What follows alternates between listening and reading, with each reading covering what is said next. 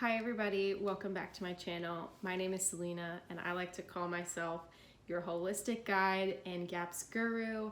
I like to talk about all things GAPS related, food, emotions, and really just creating a healthy lifestyle inside and out. And today I'm going to be talking about the idea that killing doesn't heal. And this is something that was really new to me when I entered into the GAPS world, where they started saying that killing actually isn't the way to accessing healing.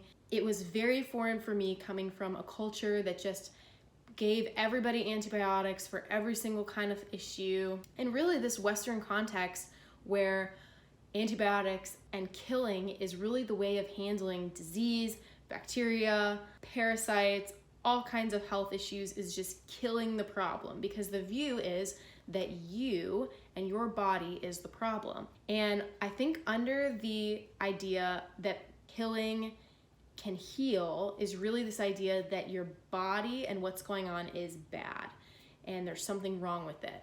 And I just want to propose right now that that's actually not true, that your body is a creative miracle that does everything for your good, and it's actually doing the best that it possibly can right now to heal and recover and bring back balance into your life. And so attacking it like there's something wrong with it is actually not the approach that's the healthiest or the most healing. Now, I've shared on this YouTube channel a lot about my experience with antibiotics and how I grew up using them as a method of healing for pretty much every single issue that I had. And it got to the point where my body was so damaged from the antibiotics that I was taking rounds and rounds and rounds of it, and things were just getting worse and worse. And the problem actually wasn't that I needed the antibiotics, but more that I actually needed to stop the antibiotics and heal my gut. So it's a really countercultural way of dealing with health, but I would just encourage you that if you're struggling with chronic illness right now and your approach has been, there's something wrong with my body, there's something in my body that needs to be gone, I gotta kill it, or even if that's something that your doctor is recommending for you, I would just recommend looking into different kinds of holistic healing, because the reality is that healing does not happen through killing. And that is a very common assumption in our culture, that killing can just lead to healing, and it really has been making things worse for a lot of people. So I'm just encouraging you to question your assumptions and really dig deep and see, is this really what's needed? Do I really need to kill this thing and alter it somehow? Or is there a way for me to go more natural and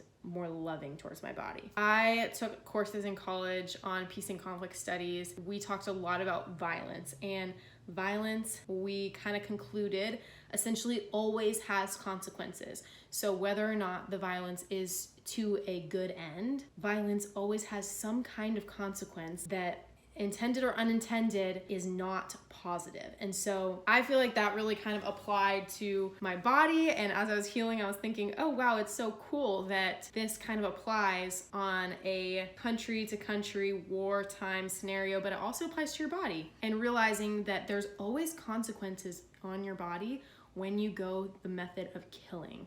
So for example, I've shared how parasites were an issue for me, and a lot of doctors just gave me antibiotics. I did rounds of it, and it never actually healed the problem. And the unintended consequences were that my gut bacteria were so decimated that it made me more sick. And the symptoms that came up after that were nothing like what I was experiencing just with the parasites alone. And the reality that I have kind of found over time is that killing is usually proposed when someone is looking for a quick fix. That's where I just really encourage people to kind of go slow, back up, and take your time when you're finding different healthcare options that work for you. Is find options that are sustainable and that are long-term, that are not a quick fix, take a pill and be done, that are not just something fast to get these symptoms that I'm feeling right now to be alleviated. Because as much as I want for you to feel better, I want you to feel better in the long run. I don't want you to just feel better in this second.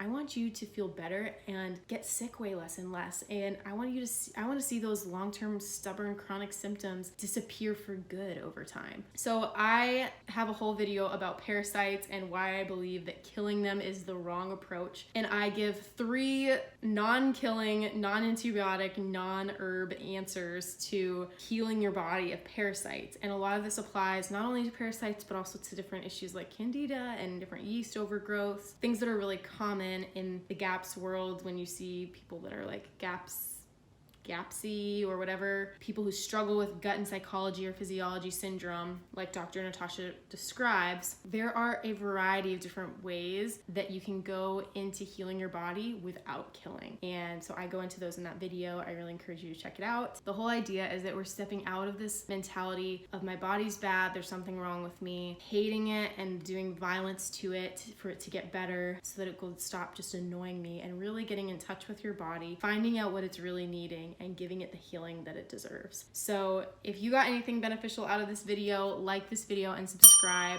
I make new videos like this every week. It's my passion to walk alongside people as they heal and grow. It inspires me and hopefully brings encouragement to you. Thanks so much for watching.